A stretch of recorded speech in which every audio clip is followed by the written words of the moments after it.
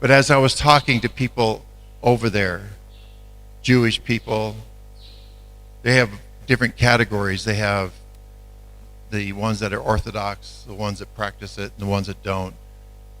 I was talking to this one lady,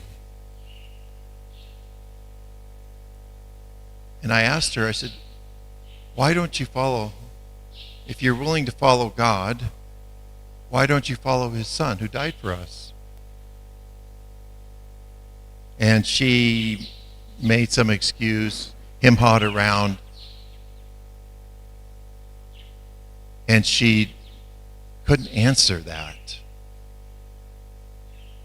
What she did say to me is just, well, I tell you what, if he comes through the eastern gate of the New Jerusalem, I'll ask him if he's been here before. If he has, then I'll know you're right.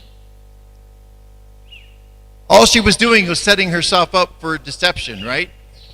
For the great deceiver, because that's not the way Jesus is coming. A lot of them believe that he's coming through that eastern gate that's been closed for centuries, but Jesus is not coming that way. He's coming in the clouds of heaven with his many angels to take us home. And that should be our theme, no matter where we are or what we're doing, is that Jesus is coming again. And that's why I love that song. Another reason I love that song is because my brothers and I have 3 brothers. We used to play in a brass quartet. So we had a trombone, a baritone, and 2 trumpets. And we used to play at evangelistic meetings, and one of the favorite songs that this evangelist liked was Jesus is Coming Again. So we would play that in our brass quartet, and as kids, we were just little at that time. But I still remember it and how that became one of my favorite songs, Jesus is Coming Again. What a special thought, right? What a special thought. We don't have to have the confusion. We don't have to have the pain. And I know we suffer pain. All of us suffer pain in some shape or portion. We may have difficult lives. We may have difficult families. My entire wife's family are non-Adventists. But we go and spend time with them, letting them know how special Jesus is. And we are praying that as the time comes, they will choose him and follow him all the way to straight heaven. And that's what we need to pray for.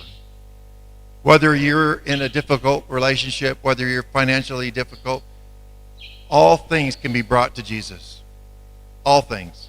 It doesn't matter what it is.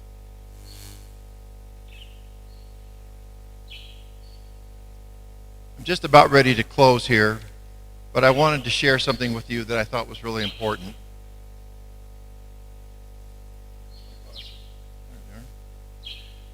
So the devil doesn't have to come up with anything new. He uses the same things over and over and over again for each generation, right? Now he's got more to use. He's got more to use around now because it's social media. It's amazing how dangerous that can be. So in my culture, in my language, in your language too, I call it the 3 Ds. So in closing, I'd like to share this with you. The 3 Ds, because they all start with a D. Number 1, distractions.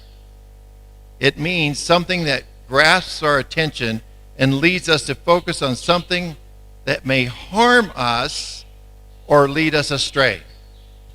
Does that make sense? Did you catch that? Distractions in our life that keep us from Jesus. Matthew 6:33, seek ye first the kingdom of God.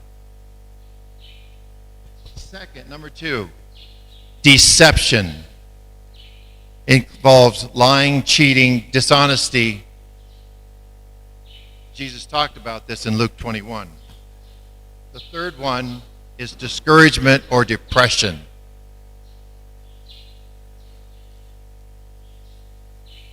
These have plagued a lot of people ever since the beginning. We live in a broken world where all of us are going to have struggles at times.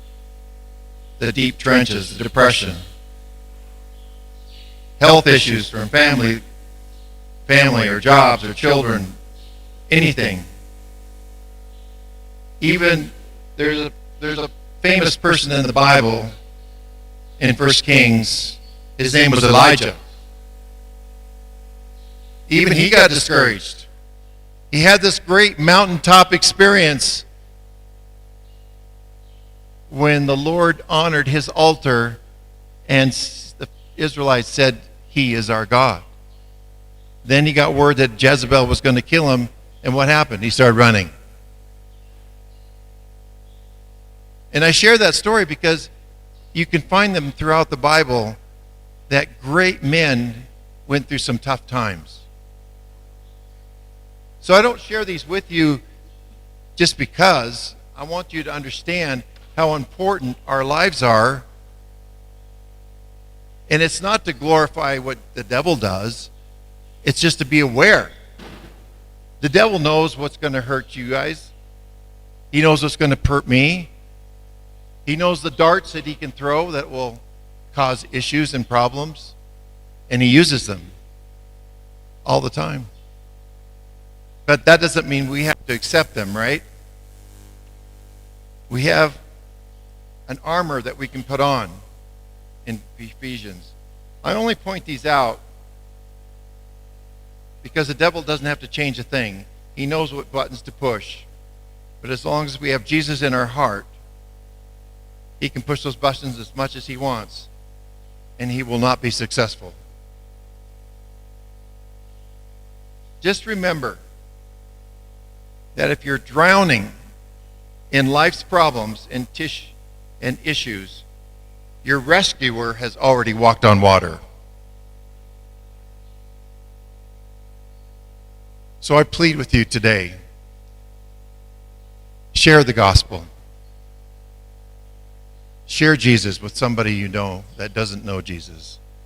Maybe a neighbor, maybe a coworker, maybe somebody that God brings to your life that you've never interacted with before. Share Jesus. Thank you.